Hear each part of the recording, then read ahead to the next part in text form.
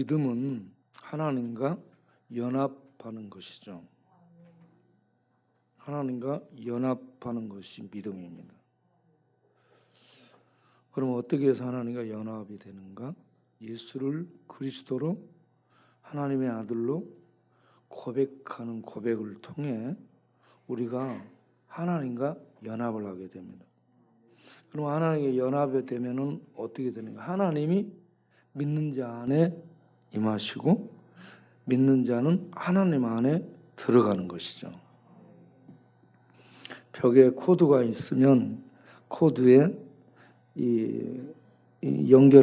코드를 연결하게 되면 이게 연합이 돼 가지고 컴퓨터에 다운로드가 되고 핸드폰에 모든 사이버 공간 세계가 입력이 돼 가지고 이걸 볼 수 있듯이 우리가 믿음을 통해 예수님께 연합하면 우리는 하나님 나라에 들어가고 하나님이 우리 안에 들어오게 되고 그래서 공생이 되는 거죠.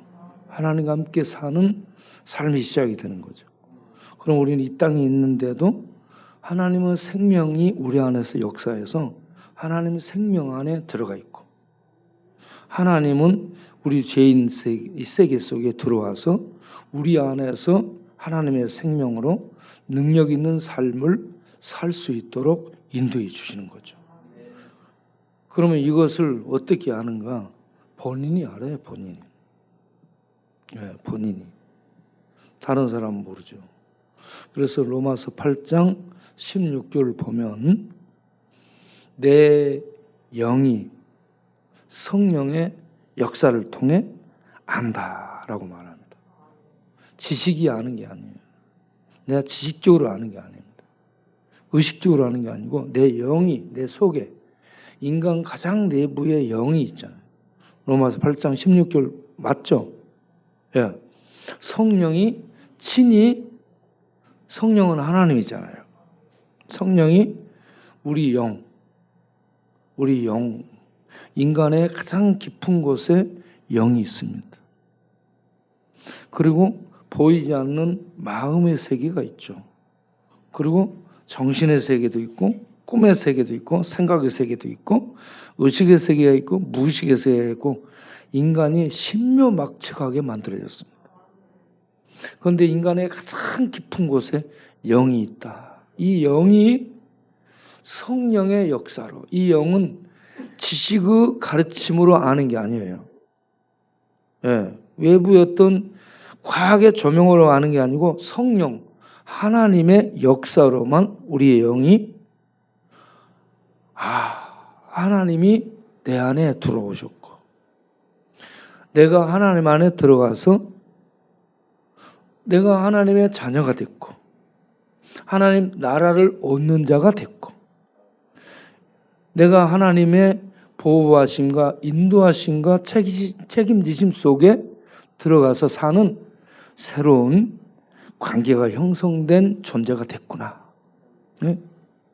예수 믿고 나면 하나님의 자녀가 된다 했잖아요.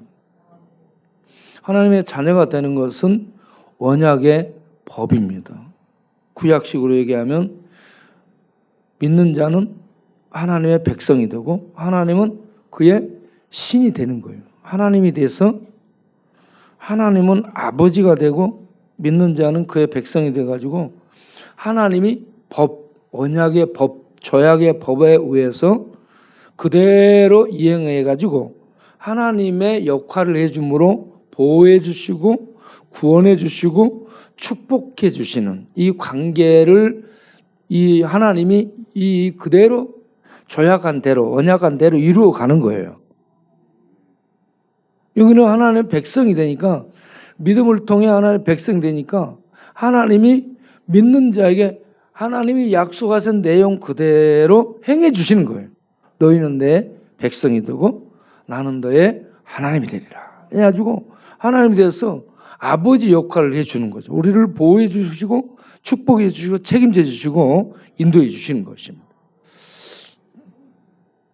그러면 이러한 관계를 무엇으로 알 수 있는가? 성령의 역사를 통해서 알 수 있게 된다. 예수를 믿으면 믿는 자 안에 성령이 임하시죠.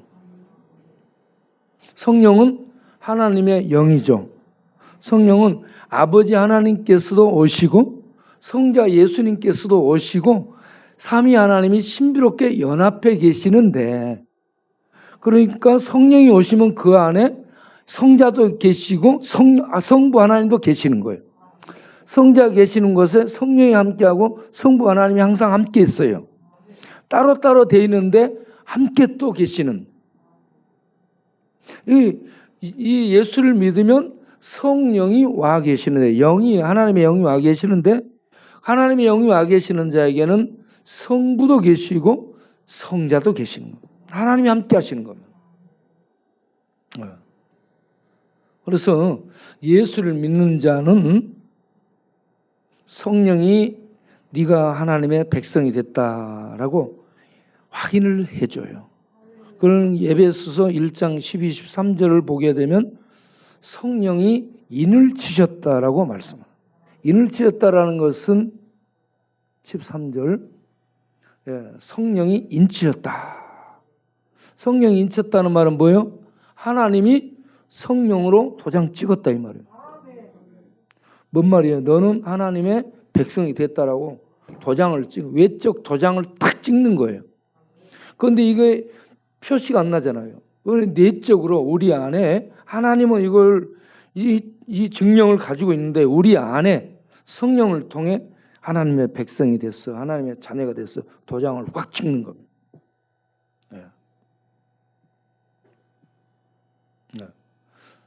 성령이 우리 안에, 믿는 자 안에 하나님의 도장으로 와서 찍어주고 너는 하나님의 백성이 됐어라고 우리 안에 증거자로, 보증으로 남는다는 겁니다.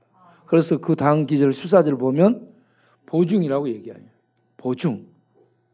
너는 하나님의 기업이 된 보증이야.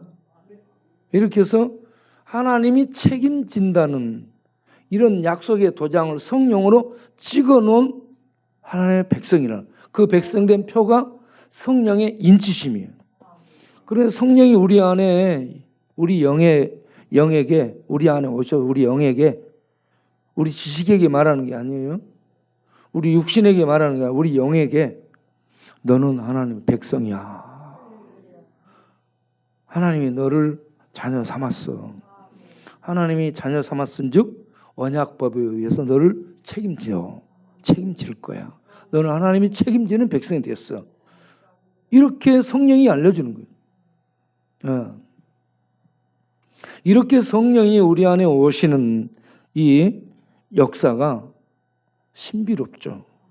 그래서 언제 이렇게 되는 줄을 몰라요. 그런데 예수 믿을 때 이런 역사가 이루어지게 되는 겁니다. 그러므로 성령이 이렇게 오시면 우리 안에 떠나지 않고 영원히 거하신다고 말씀하잖아요. 성령이 막 기분 좋으면 있고 기분 나쁘면 가버리고, 기분 나쁘면 대답도 안 하고 막 그 성령이 삐지고 막 그런 이 인간으로 생각하면 안 되는 거예요. 네? 예.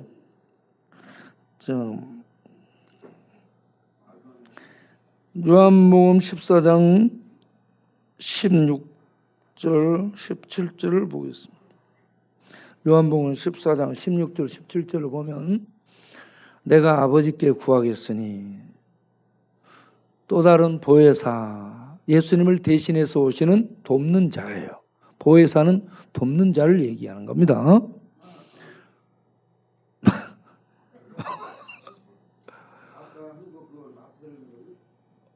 아니요.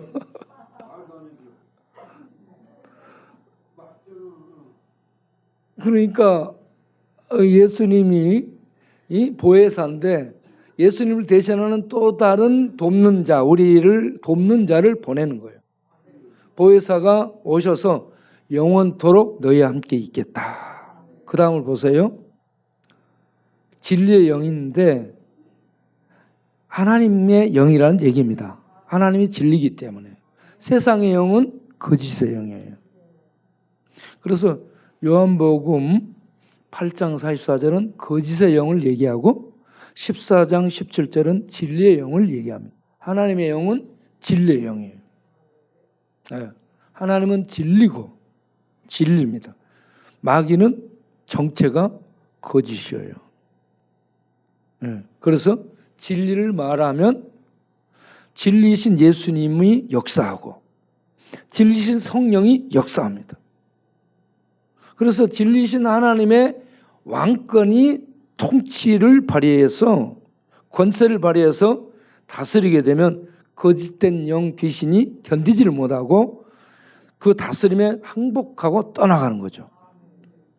네. 진리의 영이 이 땅에 보내심을 받아서 오시게 돼. 네. 세상은 받지도 못하고 세상은 그를 보지도 못하고 세상은 그를 알지도 못해요. 성령의 존재를 알지도 못하고 성령은 보이지도 않고 그리고 그들이 받아들이지도 않으니 그들 속에 성령은 오시지도 않아. 그러면 성령의 역사를 받은 사람은 진리 속에 들어가서 하나님을 알고 하나님의 세계를 알고 하나님 나라를 알아요.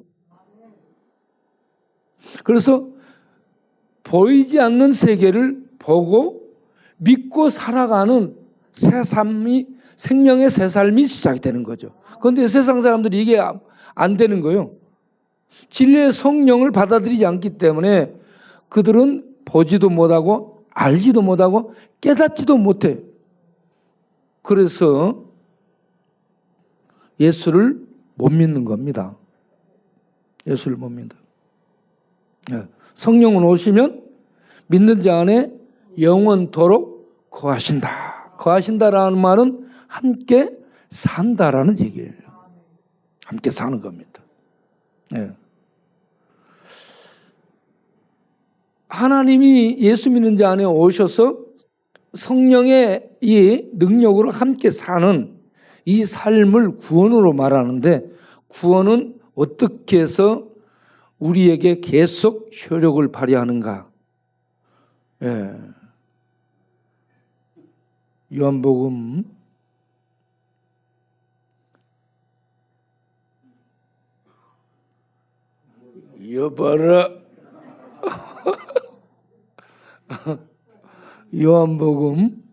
10장 28절 이하를 보게 되면 요한복음 10장 28절 이하를 보면 내가 그들에게 하나님 백성에게 뭘 준다 했어요? 영생. 영생은 하나님의 생명이에요. 하나님의 생명을 주는 거예요. 믿는 자에게. 우리들이 좀 오래 사는 이런 생명을 받는 것이 아니에요. 하나님의 생명을 얻고 하나님의 생명에 참여하는 것이 영생이고 이걸 복음서에서 말하면 구원이에요. 네, 요한복음에 전부 영생으로 표현합니다. 하나님의 생명에 참여하는 거예요. 영생을 얻고 영원히 멸망당하지 아니할 것이요 그들을 내 손에서 어쩐다? 빼앗을 자가 있다 없다? 예, 빼앗을 세력은 죄, 죽음, 마귀를 의미합니다. 죄와 죽음과 마귀는 이 땅의 왕이에요. 가장 강력합니다.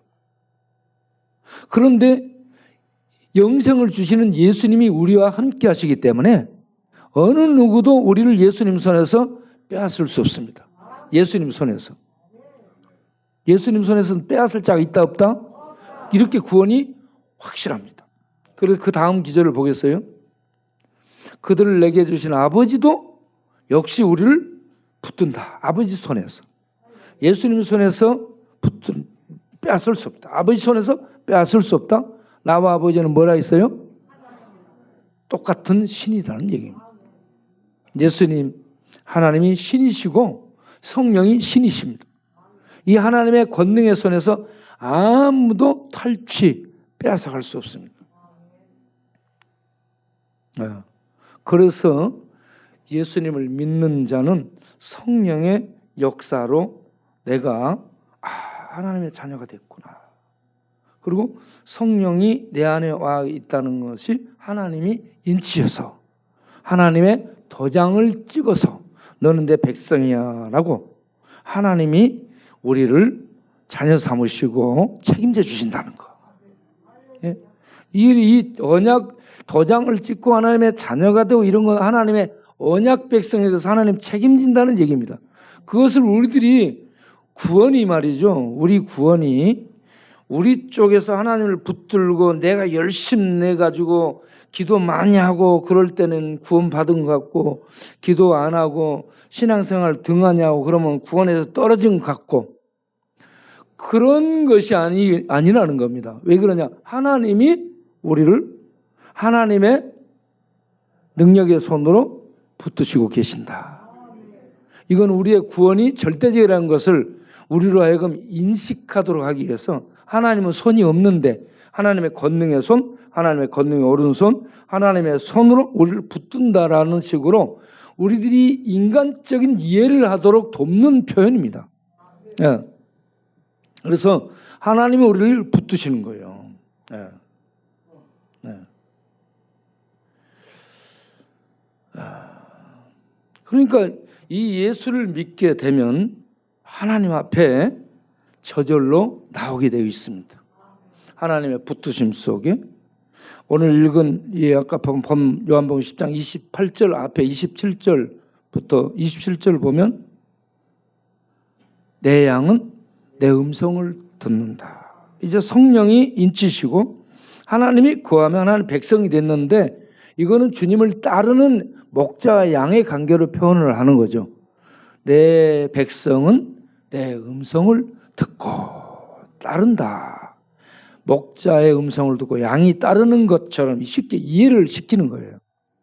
양들은 목자의 음성만 듣지 다른 사람이 얘기하면은 절대로 들은 척도 안 한다고 그럽니다. 그런 것처럼 이 예수님의 음성을 하나님의 백성들은 듣는 거예요. 그래서 내 음성을 듣고 나는 그들을 알며 그들은 나를 따른다. 그러면 따르면 어떻게 될까요? 믿음 생활이 시작이 되는 거예요. 누가복음 16장을 보면 부자 나사로 얘기가 나오죠. 똑같이 아브라함의 후손이라고 성경은 얘기합니다. 부자도 아브라함의 후손이에요. 그래서 아브라함을 아버지 아브라함이야 이렇게 얘기합니다. 그런데 부자는 잘 먹고 잘 입고 잘 살아. 부자의 특징이에요. 그런데 거기에 거지 나사로가 있어요. 나사로는 못 먹고 집도 없고 먹을 것도 없고 몸이 병들었어요. 못 먹으니까 영양실조로 병들었어요. 그러면 누군가가 오늘처럼 복지적인 나라가 됐다면 누가 가서 돌봤을 거 아니에요. 112 차로 실어다가 교회 앞에다 놔뒀을 거야. 밤중에 보면요 경찰차들이 여기 오기는 와. 왜 가만히 보고 있으면 술 취한 사람 여기다 퍼서 내려놓고 가요. 그러니까 이 누구를 발견하면 이렇게 이런 곳에다 데려다 주고 그럴 텐데 그때는 그런 제도가 없으니까 내버려 둔 거예요. 지금요 똑같이 하나님 백성으로 이쪽은 부자 됐고 이쪽은 못 살고 거지 됐어요. 그럼 부자에게 준 걸 가지고 이 사람을 돌봐야 되잖아. 사랑을 베푸는 이게 믿음의 실천이에요. 그런데 이 친구는 지만 먹고 지만 잘 살고 지만 왔다 갔다 하고 전혀 관심이 없어. 하나님의 백성이고 하나님 축복을 받았고 하나님을 아는 사람이야. 같이. 그런데 부자는 믿음이 없는 사람이야. 믿음을 가질 수 있는 분위기 속에 있었는데 믿음이 없어요. 그런데 거지는 아무것도 없는데 하나님 믿고 사는 사람이라. 그래서 둘 다 조금 있으니까 어땠어요? 죽었더라 이렇게 말해요. 그런데 거지는 어떻게 됐어요? 천사가 하나님이 천사를 보내서 그를 데려가. 아브라함의 품은 하나님의 언약의 세계로 데려갔다 이 말입니다. 약속대로. 예. 하나님은 언약을 이행하시는 분이. 그리고 부자는 어디로 갔어요? 나중에 보니까 부자는 죽어서 음부는 지옥을 말하는 것이죠. 그래가지고 그 불꽃 속에서 부자가 고민을 하면서 거기에서 물 한 모금을 돈으로 못 사는 거야. 그 지옥에는 물 파는 데가 없는가 봐. 예. 여러분 지금 여기 우리는 그 가게에 가면은 물 파는 데가 많잖아요. 돈만 주면 사잖아. 물도 사지만 음료수도 사잖아. 막걸리도 사고. 돈만 주면. 그런데 음부에는 물가게가 없다 이거. 없어요. 그래서 뭐 부자가 얘기한 게 뭐예요? 물 한 방울을 찾아. 한 방울도 없는 거야. 여기서 물 마실 때 감사합니다 하고 물 마시기 바랍니다. 그리고 지옥은 물 한 방울을 구할 수 없는 곳. 예? 그러니 얼마나 감사하라고 소식이 자꾸 오고 있어요.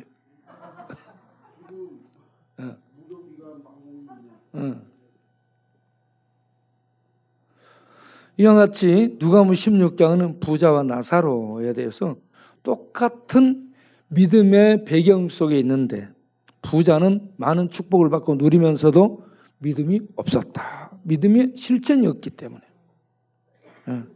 그런데 거지 나사로는 아무것도 없는데 하나님을 믿다가 죽었다라. 이걸 말하는 거죠.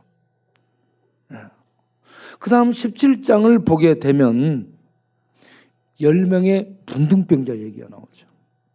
누가복음 17장 10명의 문둥병자 중에 문둥병자 중에 한 명이 예수님께 돌아와서 감사하고 하나님께 찬양합니다. 9명은 유대인이에요. 전부 율법을 잘 알고 하나님의 언약 백성이라는 특권을 갖고 살고 있던 그런 유대인들이었죠.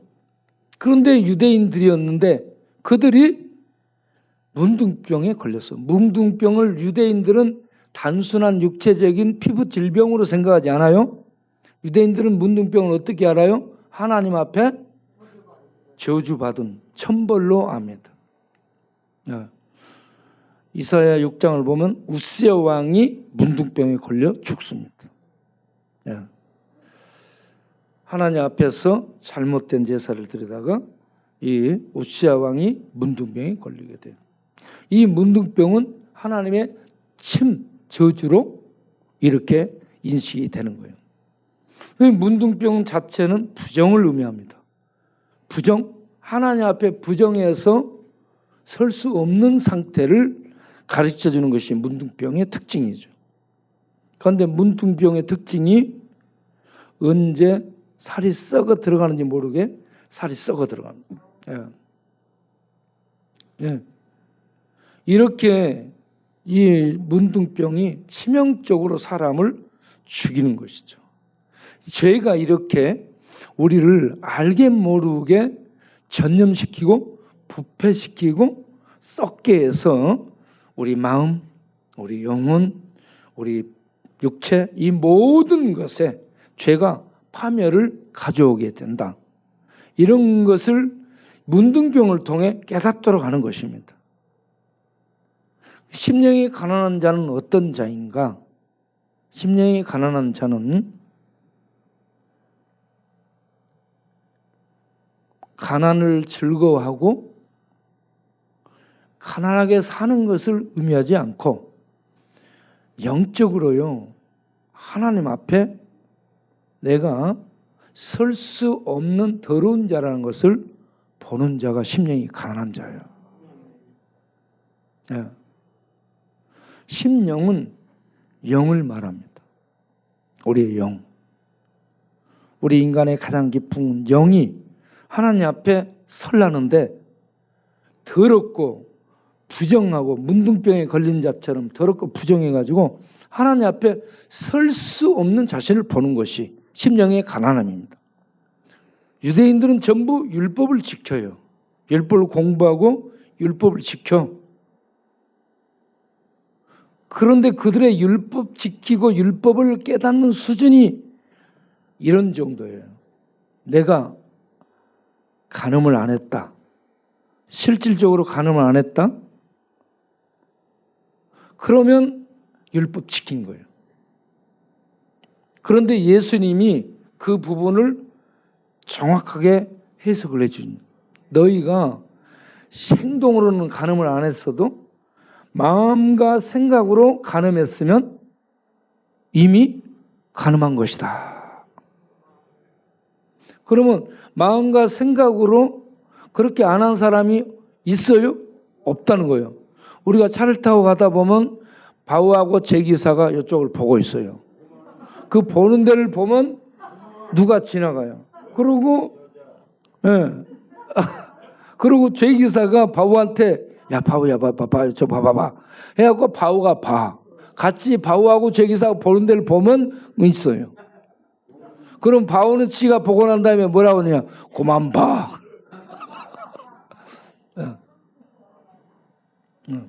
그래서 이게요, 실제적으로 행동 안 해도 마음으로 이렇게 하는 것들이 이미 간음을 했다. 이 말은 율법을 율법의 근본을 따라 지킬 수 있는 사람이 있다 없다?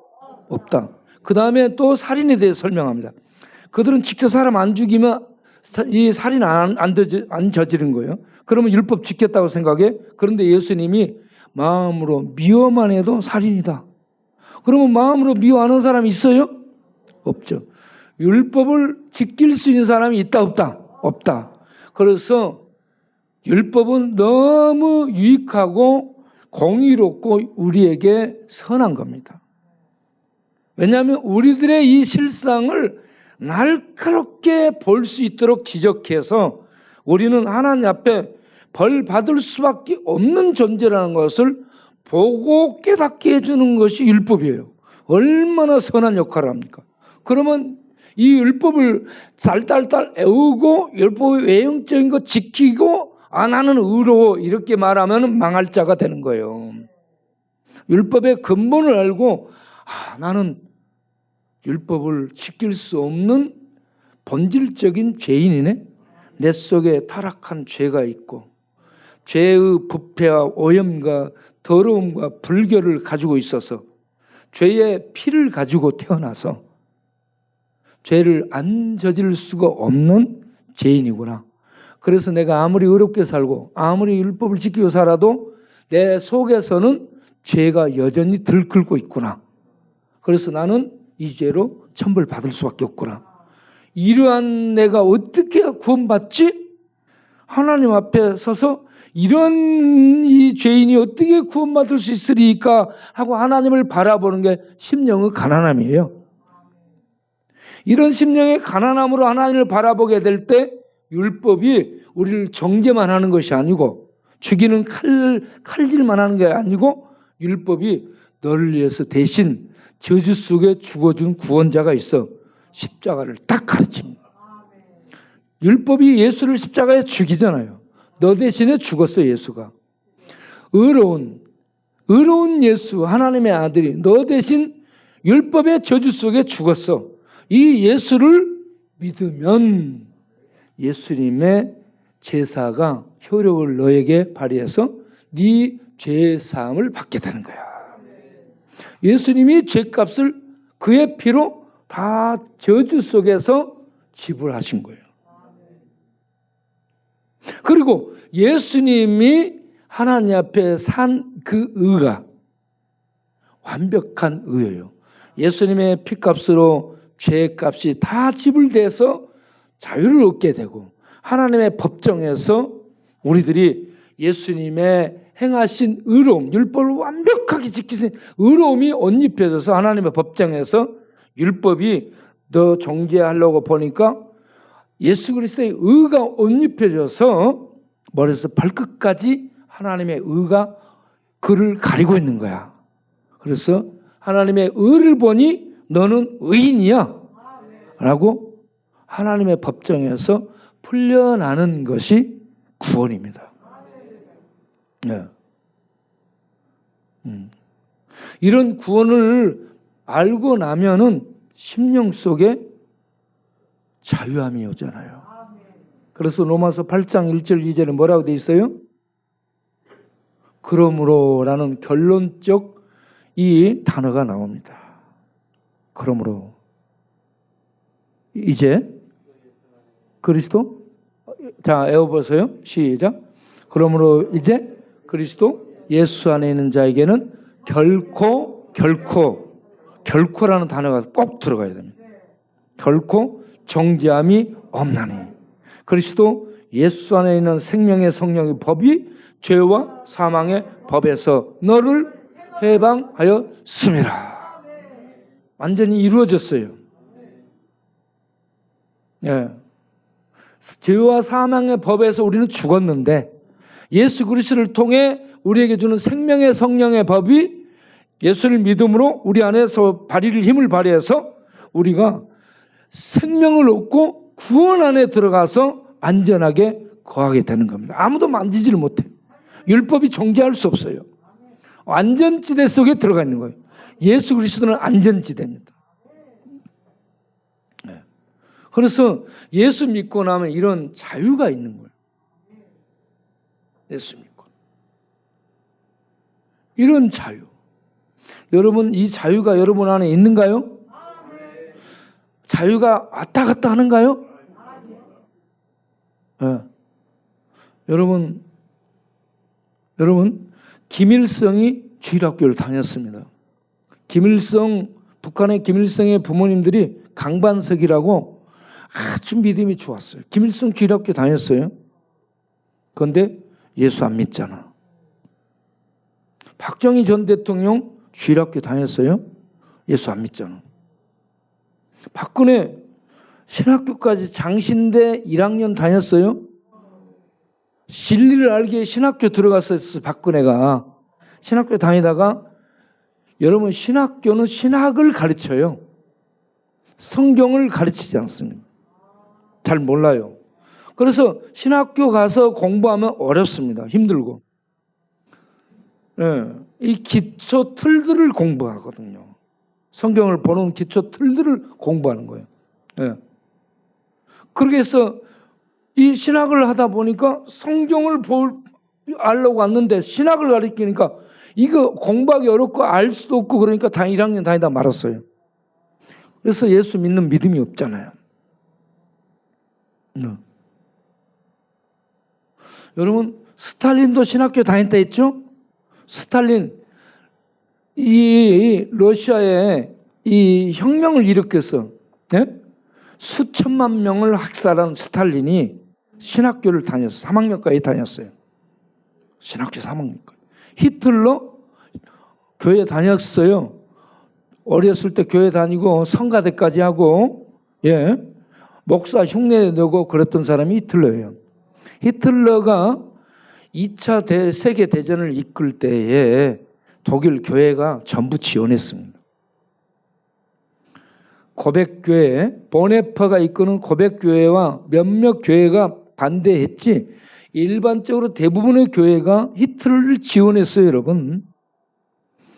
여러분 정광훈 목사 지금 한국의 보수적인 이 사람들이 무수히 정광훈 목사를 지지하는데 이 분별력들이 없어서 그렇다고 봅니다. 왜 분별력이 없는가? 정광훈 목사가 무슨 얘기한 줄 알죠? 하나님 까불면 나한테 죽어 그랬어요. 하나님 위에 있어요. 하나님이 정광훈 목사한테 꼼짝 못합니다. 네. 까불다가 누구한테 죽어요? 정광훈한테. 하나님이 죽습니다.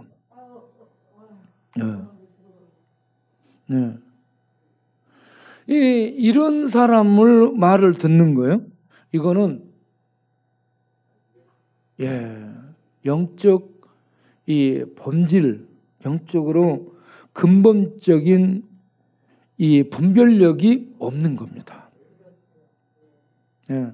저는 정광훈을 뭐 여당 야당이고 그래서 그런 것이 아니에요. 이렇게 말하는 자체는 이단입니다. 하나님 위에 있는 자예요. 우리는 예수 그리스도의 은혜가 아니면 설 수 없는 죄인입니다. 감히 어떻게 이런 얘기를 해요?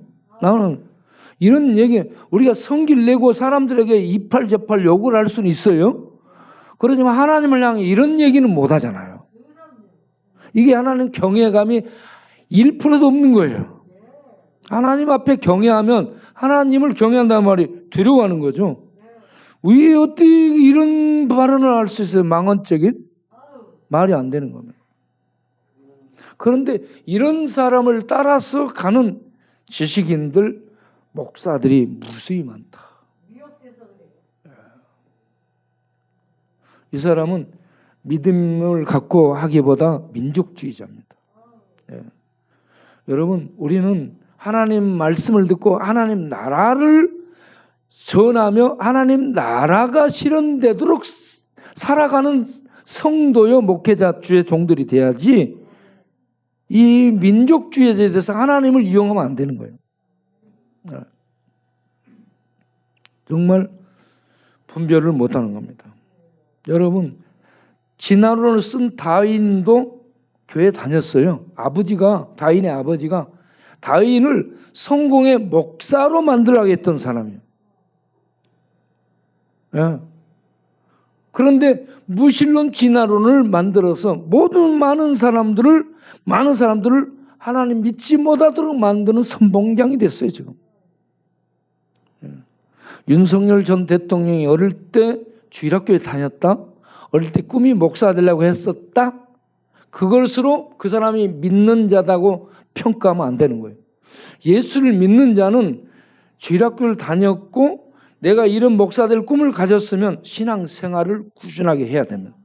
신앙생활, 성령이 역사하면 10명의 문둥병자가 나음을 받고 한 명은 하나님 앞에, 예수님 앞에서 무릎 꿇고 하나님 찬양하고 그렇게 예수님을 예배하잖아요. 그래서 예수님 뭐라고 해요? 9은 어디 갔느냐? 9이 똑같이 은혜를 입었어요. 문둥병의 치료를 받았어? 하나님의 은혜를 경험했다는 얘기예요. 하나님 은혜를 경험했는데 예수님 앞에서 구원 얻은 믿음으로 예수님을 믿고 예수님을 따라가는 신앙으로 연결되지 못했습니다. 은혜를 입었는데 그들은 믿음으로 하나님 앞에 오지 않았다는 얘기예요. 한 명만 왔더라는 얘기입니다. 은혜를 많은 사람들이 입었어요. 많은 사람들이 너희도 가르느냐라고 예수님 물을 정도예요.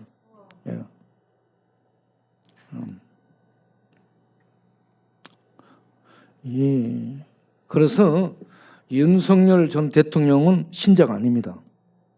저는 분명하게 얘기합니다. 예수를 믿는 자는 예수를 그리스도로 하나님의 아들로 고백하고 성령의 역사 속에 고백하고 성령의 역사 속에 믿음 생활을 하게 되어 있습니다. 성령이 이끄시기 때문에. 그리고 넘어지고 쓰러지고 질퍽질퍽 할지라도 믿음 생활을 하게 되어 있습니다. 그리고 영적으로 분별력이 있어서 귀신, 악령, 무당, 마귀, 어떤 법사들이 얘기할 때 벌써 성경 말씀을 가지고 딱딱 분별하는 분별력이 있습니다. 그런데 이것저것 분별력이 하나 없어.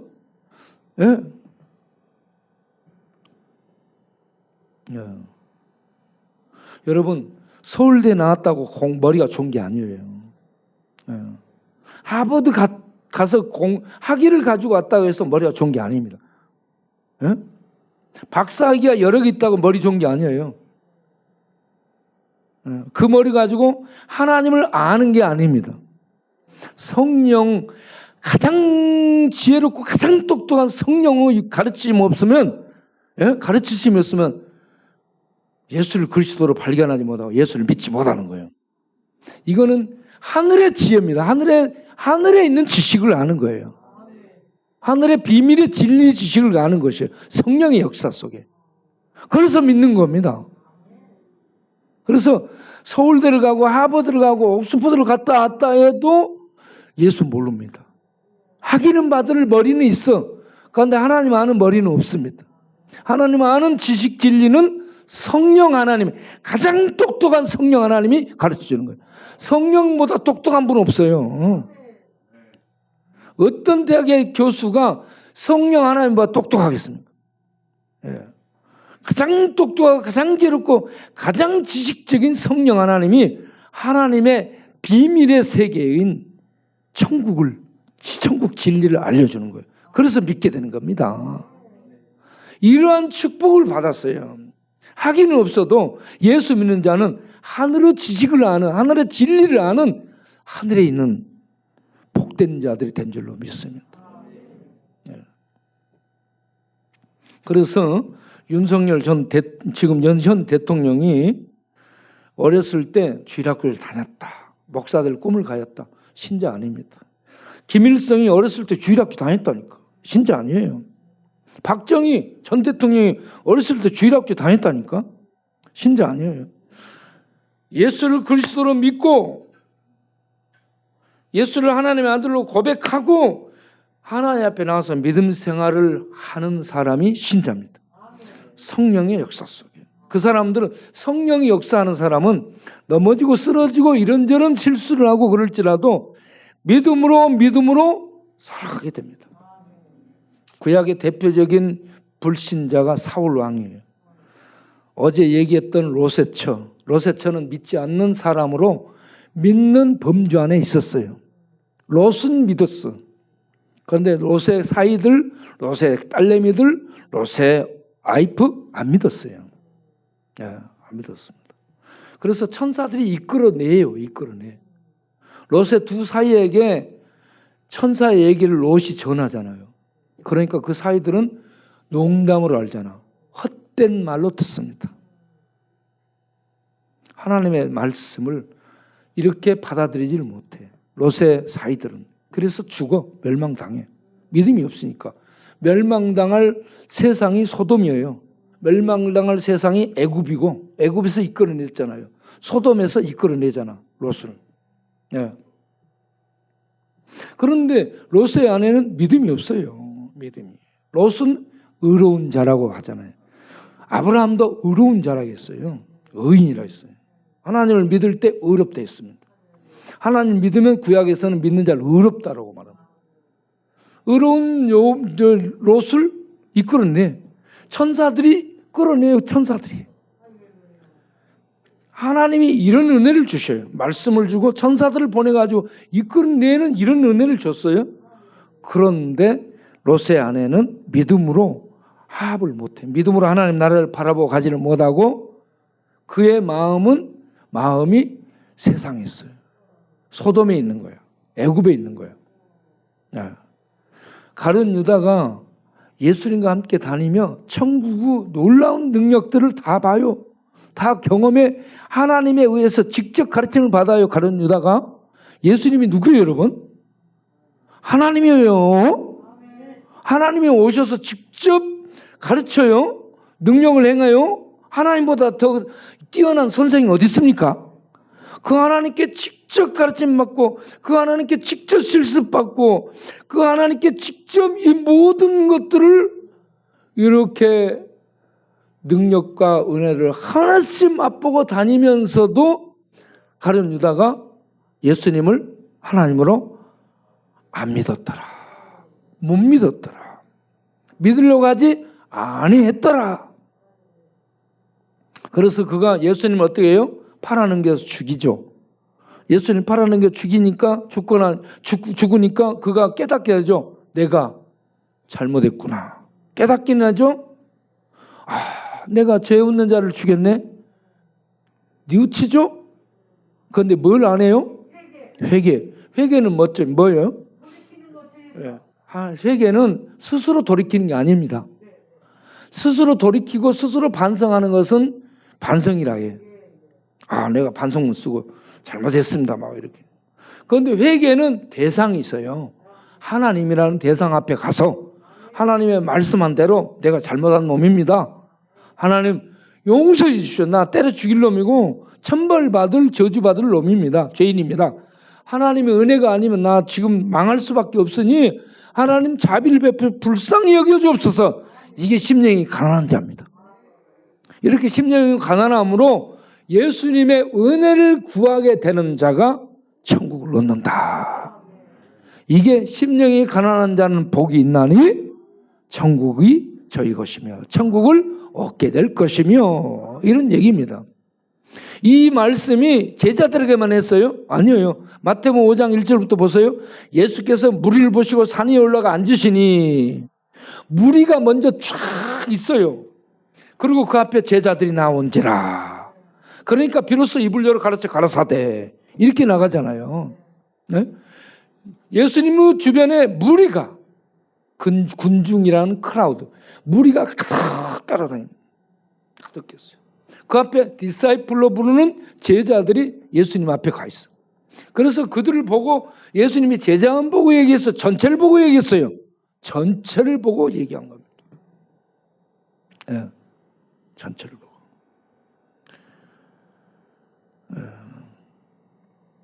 그래서 사울왕과 버림받은 사울왕과 가룟 유다는, 사울왕은 다윗처럼 회개를 못했어요.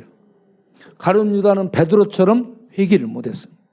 하나님 백성은 성령의 역사 속에 하나님이 책임지고 하나님 앞에서 그들은 죄를 깨닫게 되고 하나님이라는 제 대상 앞에 나아가서 뭘 해요? 하나님 잘못했습니다. 죄인입니다. 때려 죽여 주옵소서. 용서해 주옵소서. 하나님의 자비와 긍휼이었으면 나는 살 수 없는 죄인입니다. 주여 불쌍히 여겨 주옵소서.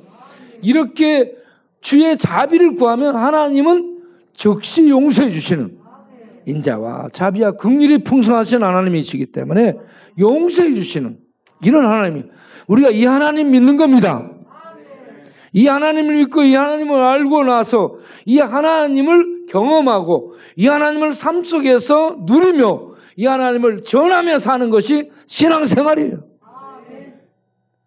이 하나님을 모른 채 막 전하는 거 지도 모르면서 뭘 어떻게 전하겠어요. 그래서 여러분, 정광훈 목사는 이단적인 사람이라고 생각하고 윤석열 현 대통령은 신자는 아니라는 것. 네. 그러나 이들을 위해서 우리가 사랑으로 불쌍히 여기며 기도하는 것은 가능하다는 것. 그런 것은 해야 된다는 것. 여러분들이 이 성경적 정리를 좀 하시고 이런 기준들을 가지고 보실 수 있는 눈, 안목들, 판단력이 있게 되기를 바랍니다. 기도하겠습니다. 하나님 감사합니다. 우리가 그저 막연히 하나님 믿는 것이 아니고 구체적이며 성경적이며 분명한 진리를 가지고 성령의 역사 속에서 이 모든 것, 율법의 이 도움 받아서 죄인이라는 걸 알고 예수 그리스도 십자가를 통해 죄 사함의 은혜를 얻고 예수 그리스도를 통해 의를 입고 하나님 앞에 서서 의로운 자로 판결을 받고 구원을 받아 하나님의 법정에서 살아나는 이런 구원받은 자로 하나님의 생명에 참여한 영생을 얻게 된 자로 우리가 살면서 현재 그 생명을 누리고 그 생명을 살며 그 하나님 나라 생명의 은혜와 능력을 발휘하며 전하며 흘려보내며 나누며 사는 하나님의 사람들로 이 땅에서 살아갈 수 있도록 성령이여 도우시고 은혜를 베푸시고 힘있게 하시고 능력있게 하여 주옵소서. 왕 되신 우리 주 예수 그리스도를 믿고 따르며 주의 다스림을 성도를 통해 주의 몸된 교회를 통해 나타내는 그 주의 통치, 복음의 다스림을 우리들이 복음을 전하며 복음을 살아내므로 이 땅에서 행하며 하나님의 영광에 참여하고 하나님의 영광을 나타내며 사는 우리 성도님들 모두가 또 제가 될 수 있도록 은혜 베풀어 주옵소서. 특별히 심장 수술을 하고 회복 중에 있는 박이재 장로님, 심령 속에 평강 주시고 마음속에 힘을 주시고 육신 속에 새 힘을 주셔서 빨리 회복되도록 은혜 베풀어 주옵소서. 그리고 우리 모든 성도님들 아픔 중에 있는 분들 안수하시고 주의 은혜로 강건케 하시고 힘있게 하시고 일으켜 주시기를 원하며 불면증, 불안증 그리고 정신 분열증 그리고 우울증 그리고 망상증 그리고 공황장애 그리고 대인 기피증 이런저런 증들을 갖고 있는 사람들 주여 천국 하나님의 백성이라는 신분증을 갖고 살게 하시되 이렇게 저렇게 못하는 증들은 성령의 능력으로 없어지게 하시고 평강이 구원의 평강이 능력의 평강이 하늘의 평강이 충만하게 하옵소서. 이 밤도 역전에 나가 찬양하며 전도할 때에 주여 우리의 찬양 우리의 기도 우리의 말씀 전하는 말씀들이 이 땅을 지나가는 심령들의 마음속에 영혼 속에 의식 속에 들어가서 그들이 하나님의 어루만짐 속에 예수 믿고 나오는 은혜가 있도록 우리들을 사용하여 주옵소서. 기도합니다. 봄바람이 따뜻하게 마음속에 파고들듯이 하나님의 말씀이 심령 속에 부드러움과 따뜻함과 구원의 능력들로 파고들어가 그들의 영혼을 깨우며 영혼이 감각이 살아나서 예수를 그리스도로 믿는 역사가 일어나도록 우리들을 하늘의 봄바람처럼 사용하여 주옵소서. 예수 그리스도 이름으로 기도합니다. 아멘.